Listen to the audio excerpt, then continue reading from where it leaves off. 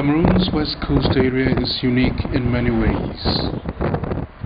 One of the wettest places in the world, experiencing supply. It is also one of the few places in the world where a mountain dips straight into the ocean. In many ways, the meeting of Mount Cameroon and the Atlantic Ocean has been a blessing to the region. Apart from plantation agriculture, fish business flourishes, and creeks facilitate trade with neighboring Nigeria. Here, many find a source of livelihood on water and on land. But things are changing rapidly. Over the past 10 years, the ocean has been eating deep into the continent, threatening to cut off the region and wipe out entire settlements. Coastal erosion is so aggressive that entire forests are being uprooted. Breeding grounds for fish, farmlands and road infrastructure are all threatened. This year, September, there was very big high tide.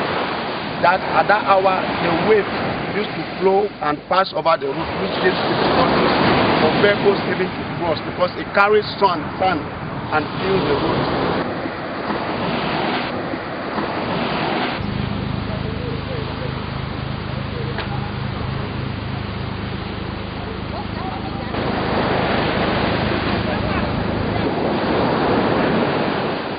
It was a terrible one because it did not only happen here, even along the settlement area that harbor people along the coastline.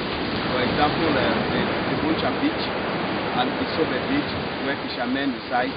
We had a very serious. At that night we came and even tried to evacuate people because the tide was so high and it was terrible.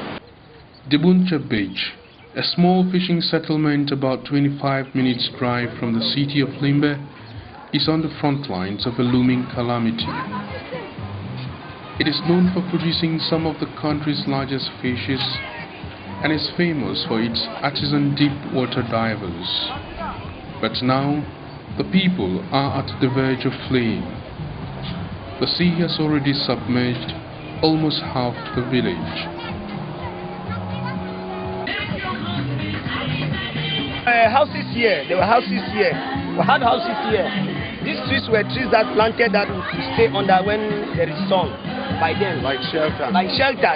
This is coconut. Those are mangoes there, as you can see. Then there, we used to plant plantains. We had plantains. We had farms. Water took it away. Yeah, high tide. High tide. Yeah. We have foundations here. If you dig and go down, you see cement. That has been covered by sand. Yes. High tide. Like in every other village in the west coast, Idenau, Isobe, Debuncha, the people have been trying to cope on their own. But the effort falls short. These sandbags were like prevention from waves to come into land. There are more than 1,000 bags.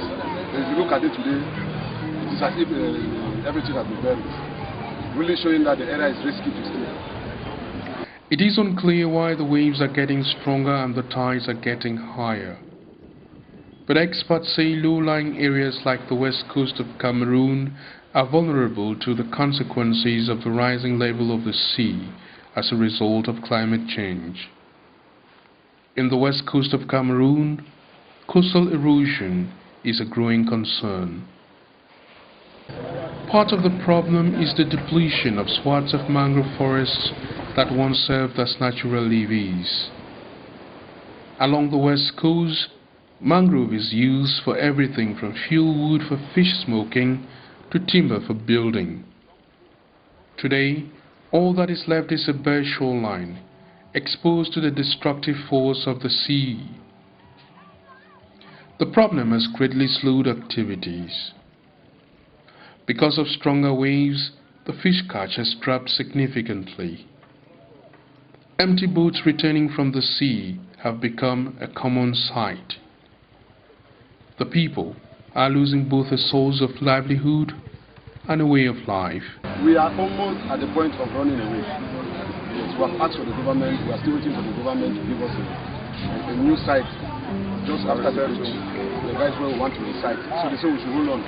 But for the moment, we are about to leave.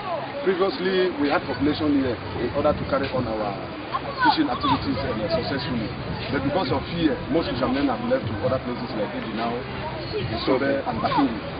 So we have only very few people here now. So in fact, it has really caused our activities before.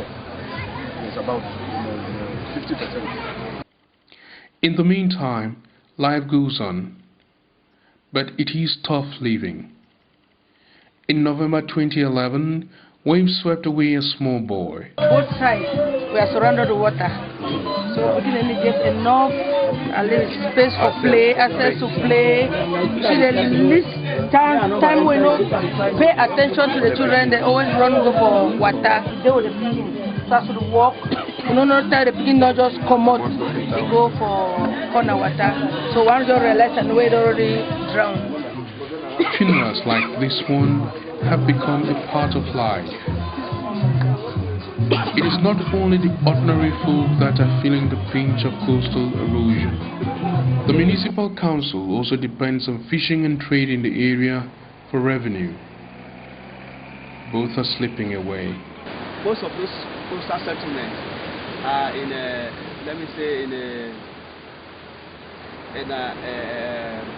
an area where if nothing is being done, the people will surely migrate. And that is where we have most of our revenue coming from fish smoking, fishing activity. And if they migrate, I'm telling you, economically we shall be down.